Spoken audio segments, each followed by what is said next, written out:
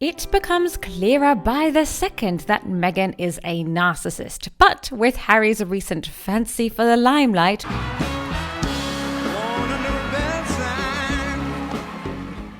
we are now starting to discover that he too is an entitled buffoon. So the biggest question on everyone's lips is no longer when will they get divorced, but who will be the one to pull the plug? Will it be moaning Meghan or will it be half-wit Harry? Disclaimer, we are about to get quite catty. Meow. Let's get to the crunch.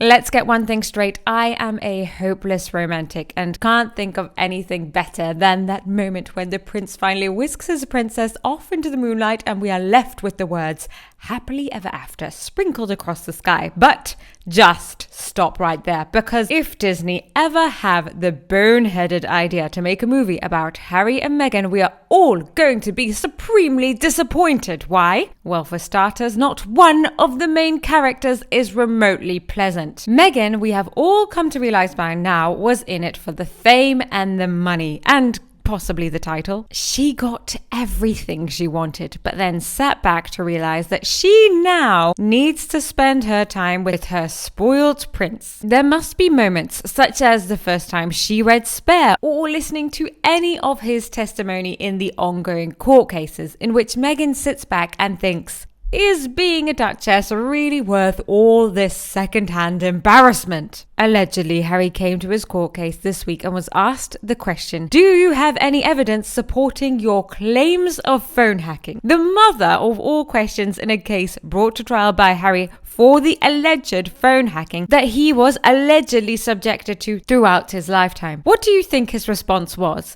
Something cutthroat that would expose the journalist who taunted him all these years? Or something witty and smart that would leave us in awe? Of course, he would have prepared for this question. It's the essence of the case. Harry answered, no. Then so foolishly added, well, that's why I'm here. Oh, Harry, you confused little prince. Zero attempt to bring evidence to court and frankly zero research or preparation is not going to win you this case. Maybe he should have watched a couple episodes of Suits before the trial at the very least. But no, sadly Suits probably coincides with Scooby-Doo, quite clearly the place in which Harry learned all of his investigative skills. Harry, on the other hand, must be beginning to see through Meghan's false exterior. Her lies are coming in thick and fast, and the problem is there's just too much evidence to deny them anymore. Meghan, of course, shouted about the racism in the royal family before backtracking on the matter,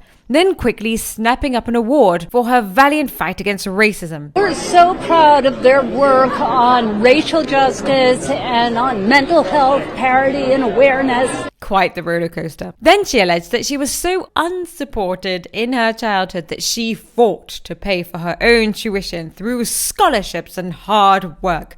Hard work, of course, to the Sussexes means no more than 1 hour a week. It was through scholarships, financial aid programs, and work study, where my earnings from a job on campus went directly towards my tuition.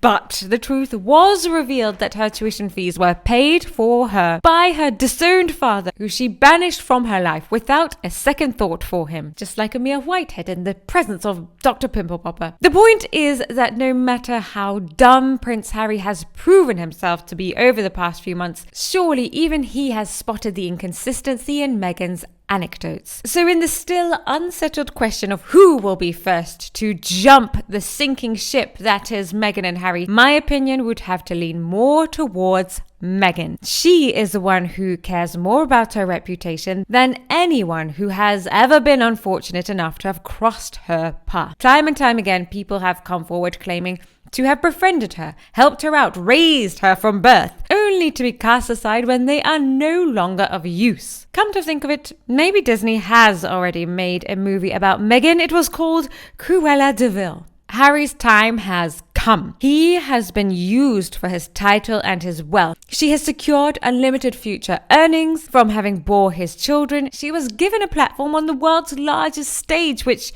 unfortunately for her, allowed us to see who she really is. Her big shot friends that she only had the pleasure of meeting due to Harry's status have begun turning their back on her, from Oprah to Serena, and some of them even had the grit to call a spade a spade. Here, Serena Williams, according to Meghan, one of her best friends, lets us know what she really thinks about Meghan. Are you happy that your girlfriends moved to America?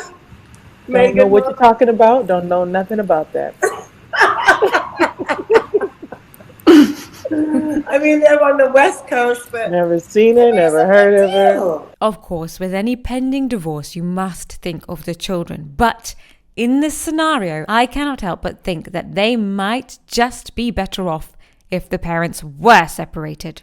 Right now, they have a malignant narcissist and an entitled dimwit as their principal role models. But not only that, they have been severed from any extended family contact through no want of their own. They cannot play with their cousins nor meet their aunt or uncle, the future King and Queen of England, whose example would maybe be their only hope of turning out normal. Deborah said Harry lost his family, popularity, military wings, and his balls all in 5 years when he married Princess Privacy. He lost absolutely everything. And Princess Privacy really did encourage him to look like a buffoon time and time again, of course. In her narcissistic mind, maybe she feels that everyone hates them because Harry's a bit of an idiot and not because she's so selfish, probably more disliked than Harry, I can say, with some conviction. Paul says she is the problem, not Harry. Every man has had a Jezebel in his life. Give the guy some slack, drop the American, and wed a royal like you're supposed to, man. I feel like the scenario was destined to happen from day one. We've had many scenarios given to us in which the prince or the princess marries someone who is outside of their social hierarchy,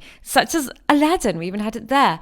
But of course, in these films, this normally turns out quite well. And here we've actually seen the reality of what happens when somebody who completely doesn't understand the royal family and how it functions comes in with a substantial amount of entitlement, and it all goes disastrously, absolutely disastrously. Infinite Soul says, well, that didn't last long. It was easy to see what a train wreck that relationship was. I hope Harry can get his act together and act like a rational human being.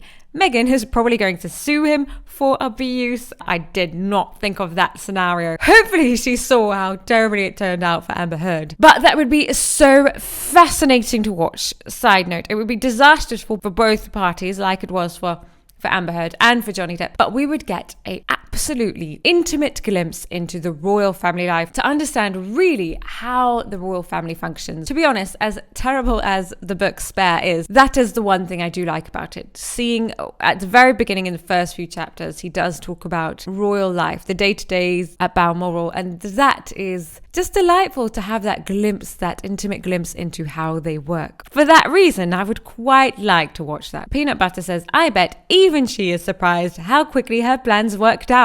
Probably 5 years. She came, she saw, she conquered, she got everything she absolutely wanted.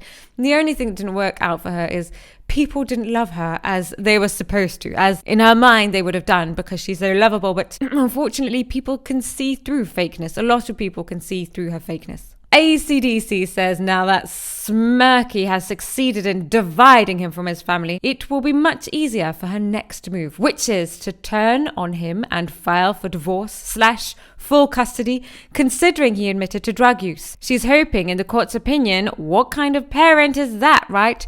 She is a nasty piece of work. Wow. If she stripped him of that, if she really went into a court case trying to demand full custody of the children, which I wouldn't put past her, to be honest, hopefully the courts would see her for what she truly was. You know, the one thing that we can admire about Meghan Markle is her ambition. It's admirable to have that much belief in yourself. However, that doesn't make you a nice or good person. If she had followed royal protocol, not really opening up to the public like she wanted to, then we probably would all still love her. And at the very beginning, most people were very on board with Harry marrying Meghan.